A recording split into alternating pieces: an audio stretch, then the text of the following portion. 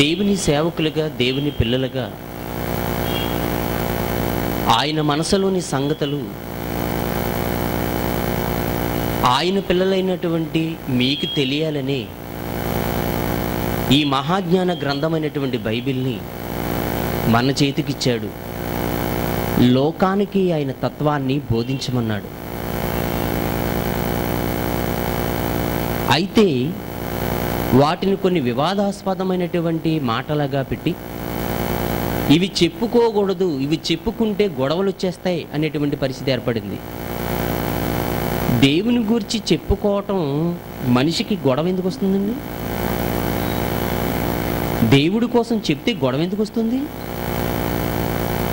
దేవుడు పవిత్రుడనా? త్రాగుబోతా? వ్యభిచారా? 10 మంది చేత చెడ్డ పేరు తెచ్చుకున్నవాడా?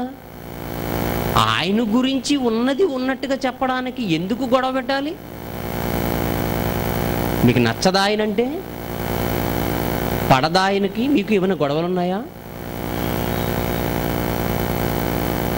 ఆయన పంపించిన క్రీస్తు ఈ లోకానికి వచ్చాడు. ఆయనంటే నచ్చటం లేదు సమాజానికి. ఆ క్రీస్తు అంటే మాట ఎత్తుతుంటే మన వాళ్ళకి ఎక్కడ లేనటువంటి పౌరుషం వచ్చేస్తుంది. క్రీస్తు మాట ఎత్తకూడదు, క్రీస్తు మంచివాడని చెప్పకూడదు, క్రీస్తు మన కొరకు ప్రాణం పెట్టాడని చెప్పకూడదు, క్రీస్తు మన కోసం సిలివేయబడ్డాడని చెప్పకూడదు. ఇవన్నీ వివాదాస్పదమైనటువంటి మాటలుగా మారిపోయాయి ఈరోజు సమాజంలో. ఒక క్రీస్తుని గురించి చెప్పుకోవడానికి చాలామంది సిగ్గుపడిపోతున్నారు, భయపడిపోతున్నారు, ఆందోళన పడిపోతున్నారు. ఆలోచించండి. నీ తండ్రి త్రాగుబోతైనా నా తండ్రి ఇతడే అని చెప్పుకోవడానికి నువ్వు సిగ్గుపడడం లేదు. నీ తల్లి వ్యభిచారైనప్పటికీ ఇవి నా తల్లి అని చెప్పుకోవడానికి నీకు సిగ్గుపడడం లేదు. నీ వంశం ఒక మలినమైందని తెలిసిన నా వంశం గొప్పదని చెప్పుకోవడానికి సిగ్గుపడడం లేదు.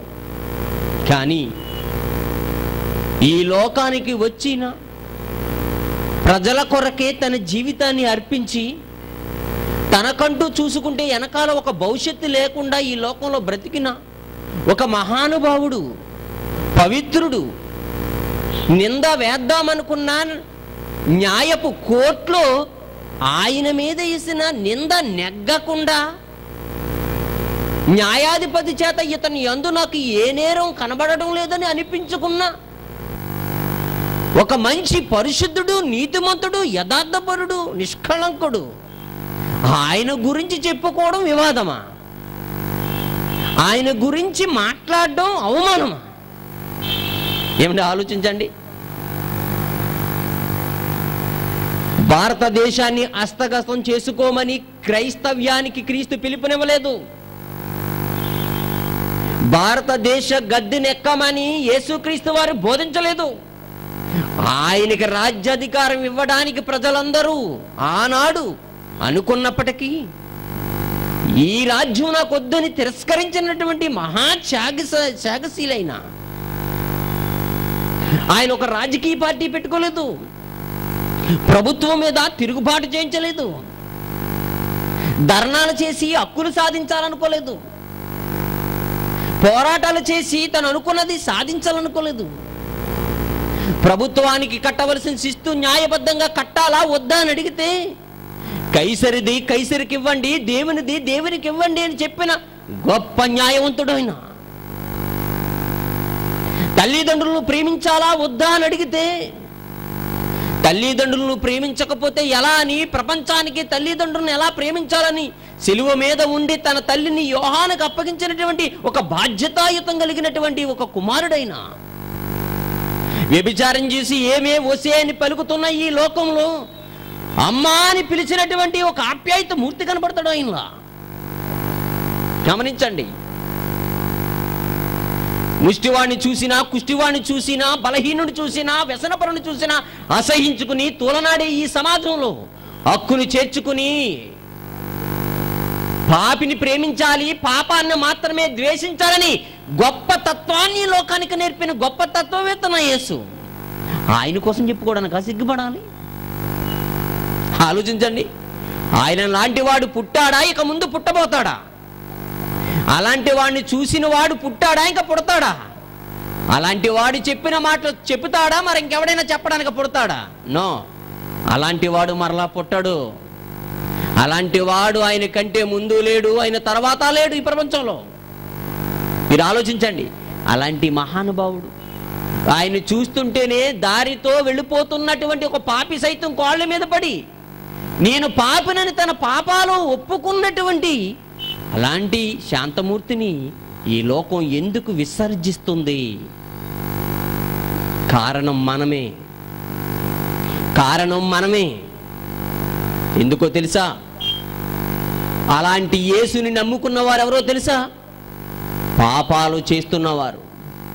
ఆ పాపాలు చేస్తున్న వారి కోసం ఆయన ప్రాణమిచ్చి ఈ లోకంలో ఆ పాపికి జీవితాన్నిస్తే, ఆ జీవితాన్ని తీసుకున్న ఈ పాపి ఆ యేసుని నడి రోడ్డు మీద నిందల పడేలా చేస్తున్నారు. అంటే ఈరోజు యేసు అంటే ప్రతి వానికి అసహ్యము పుడితే అగౌరవం ఏర్పడింది అంటే దానికి కారణం ఆ యేసును నమ్ముకున్న క్రైస్తవుడు మాత్రమే. దీని ఏమాత్రం సహించది లేదు. గమనించాలి ప్రియమైన దేవుని వల్లరా. ఆ యేసును గూర్చిన రాయబడిన జీవ గ్రంథమైనటువంటి బైబిల్, ఇది చదివి దీనిలో ఉన్న జ్ఞానాన్ని తెలుసుకుని భారతదేశంలో ఉన్న ప్రతి ఒక్కరికి ప్రేమతత్వాన్ని బోధించమంటే మా క్రైస్తవులకు హక్కులు నశించిపోతున్నాయి. మాకు సభలెట్టుకోవడానికి హక్కులు లేవు, మా ఆస్తులు కాపాడుకోవడానికి పదవి లేదు అని చెప్పి రాజకీయ పార్టీలో దూరే క్రైస్తవులు కొందరైతే ఆలోచించండి. ఈ లోకంలో కుడి చెంప మీద కొడితే ఎడమ చెంపైనా చూపించమన్నాడు క్రీస్తు. అంతేగాని హక్కుల కోసం పోరాడకండి. ఎందుకంటే యూదులలో పుట్టిన యేసుకే యూదా జనంలో న్యాయం దొరకలేదు. ఇది క్రైస్తవం యేసును నమ్మికున్న లోకములో ఇదొక నమ్మకం అంతే. ఈ నమ్మకాన్ని అందరూ నమ్మాలని లేదు. ఎవరికి తెలిసిన నమ్మకం వారు నమ్ముకుంటున్నారు, ఎవరికి తెలిసిన న్యాయం వారు అవలంబిస్తున్నారు. ఈనాటి కాలంలో ఆ యేసును గురించి నువ్వు నమ్ముకున్నావు, నిజమే. నమ్ముకుని భారతదేశంలో ఏ ప్రభుత్వం మీద నువ్వు ఒత్తిడి తెస్తావు? కరువైన, వస్త్రహీనతైన, దరిద్రమైన, ఖడ్గమైన, లోతైన, ఆకలి దప్పులకైనా ఏదైనా భరించి నిత్య జీవానికి వారసుడు కావాలే కానీ హక్కులు కావాలని పోరాటం చెయ్యకు. భారతదేశ గద్దెనెక్కాలని దురాశ నీకు ఉండకూడదు. ఎందుకంటే అది యేసు ఆశయం కాదది. భారతదేశ పౌరులారా, భారతదేశాన్ని ఏలుతున్న నాయకులారా, పార్టీలు పెట్టి ప్రజల యొక్క మన్ననలు పొంది ప్రజలకు న్యాయం చేయాలనుకున్నటువంటి మంచి వాళ్ళారా, మీకు చెప్పేది ఒకటే, క్రైస్తవ్యం పదవులు కోరడం లేదు. మాకొద్దు పదవులు, మాకు పదవులు వద్దు, మాకు ఈ దేశ రాజ్యాధికారం మాకొద్దు, ఈ దేశంలో ఉన్నటువంటివి మాకు సౌఖ్యాలు మాకొద్దు. కానీ మేము బోధించేది ప్రేమతత్వం.